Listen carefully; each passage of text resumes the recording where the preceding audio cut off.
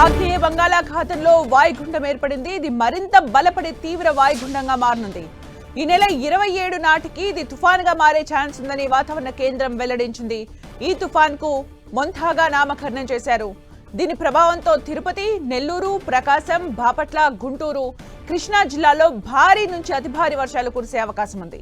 తీర ప్రాంత ప్రజలు అప్రమత్తంగా ఉండాలని సూచించింది. లోతట్టు గ్రామాల ప్రజల్ని సురక్షిత ప్రాంతాలకు తరలించేందుకు అధికారులు చర్యలు తీసుకోవాలని వాతావరణ శాఖ సూచించింది. మత్స్యకారులు వేటకు వెళ్లొద్దని ఆదేశించింది.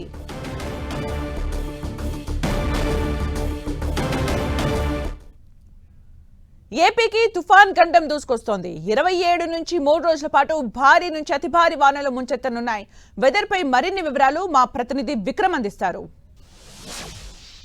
బంగాళాఖాతంలో 2 రోజుల క్రితం ఏర్పడిన తీవ్ర అల్పపీడనం వాయుగుండంగా మారుతుందని అంచనా వేసిన తర్వాత అనూహ్యంగా అది బలహీనపడిపోయిన నేపథ్యంలో వర్షాలు తగ్గుముఖం పట్టి అయితే ఇప్పుడు తాజాగా కూడా బంగాళాఖాతంలో మరొక తీవ్ర అల్పపీడనం ప్రస్తుతం కొనసాగుతోంది. ఈ తీవ్ర అల్పపీడనం తుఫాన్గా కూడా మారే అవకాశం ఉందని వాతావరణ శాఖ అంచనా వేస్తుంది. ప్రస్తుతం తీవ్ర తుఫాన్గా ఉన్నప్పటికీ కూడా ఇది రానున్న 24 గంటల్లో వాయుగుండంగా మారే అవకాశం ఉంటుంది. వాయుగుండంగా మారిన తర్వాత తుఫానుగా ఇది బలపడే అవకాశాలు పుష్కలంగా ఉన్నాయని వాతావరణ శాఖ అధికారులు విశ్లేషిస్తూ ఉన్నారు. దీని ప్రభావం చాలా తీవ్రంగా ఉంటుందని కూడా వాతావరణ శాఖ అధికారులు హెచ్చరిస్తూ ఉన్నారు. ఇది ప్రస్తుతం వాయుగుండం 48 గంటల్లో మారిన తర్వాత తుఫానుగా మారబోతుంది. తుఫానుగా మారితే కనుక దీనికి మెందు అనే ఒక నామకరణం కూడా వాతావరణ శాఖ ఇప్పటికే చేసింది అంటూ ప్రకటిస్తూ ఉంది. ఈ నేపథ్యంలో తెలుగు రాష్ట్రాలకు సంబంధించి విస్తారంగా వర్షాలు కురిసే అవకాశం ఉంటుంది. ముఖ్యంగా కోస్తా జిల్లాలకు అదేవిధంగా దక్షిణ కోస్తా, ఉత్తర కోస్తాలకు కూడా భారీ నుంచి అతి భారీ వర్షాలు కురిసే అవకాశం ఉంటుంది. తుఫానుగా ఏర్పడిన తర్వాత అంటే ఈ నెల 28, 29, 30 తేదీలు 3 రోజులు భీకరమైన వర్షాలు కురిసే అవకాశం ఉంటుందని వాతావరణ శాఖ అధికారులు ఛాయాచిత్రాలను అనుసరించి విశ్లేషిస్తూ ఉన్నారు.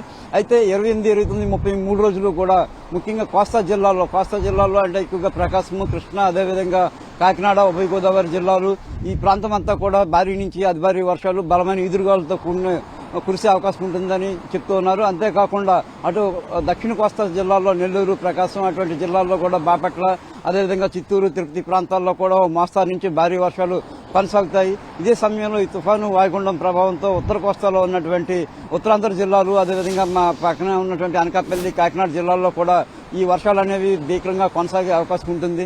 అంతేకాకుండా ఒక తుఫాను కనుక మూడు రోజుల తర్వాత బలహీనపడే కేంద్రీకృతమయ్యి తీరం దాటే సమయానికి చూసుకుంటే కనుక ఎక్కడ తీరం దాటుతుంది అనేది దానికి సంబంధించి వాతావరణ శాఖ అధికారులు విశ్లేషిస్తున్నారు. ప్రస్తుతానికి తాజాగా ఉన్న పరిస్థితిని బట్టి చూస్తే కనుక తుఫానుగా ఏర్పడిన తర్వాత ఇది మచిలీపట్నం లేదా కాకినాడ తీరం మధ్య 30వ తేదీన తీరం దాటే అవకాశం ఉంటుందని విశ్లేషిస్తున్నారు. 30వ తేదీన తీరం దాటే సమయానికి ఆయా ప్రాంతాల్లో అత్యంత భీకరమైనటువంటి వర్షాలు, భారీ వర్షాలు ఏకదాటిగా కొండపాతగా కురుస్తున్న సమయంలో బలమైన ఈదురుగాలులతో ఉరుములు, మెరుపులతో కూడినటువంటి వర్షాలు కురిసే అవకాశం ఉంటుందని విశ్లేషిస్తూ ఉన్నారు. ఈ నేపథ్యంలో ఈ తుఫాను వాయుగుండం సూచిస్తున్న నేపథ్యంలో మత్స్యకారులు ఎవరు కూడా చేపల వేటకు వెళ్లరాదని ఇప్పటికే ఆంక్షలు కొనసాగిస్తూ ఉన్నారు. మరోవైపు పోర్టుకు కూడా 3వ నెంబర్ ప్రమాద హెచ్చరికను జారీ చేయనున్నట్టు వాతావరణ శాఖ తెలుపుతోంది.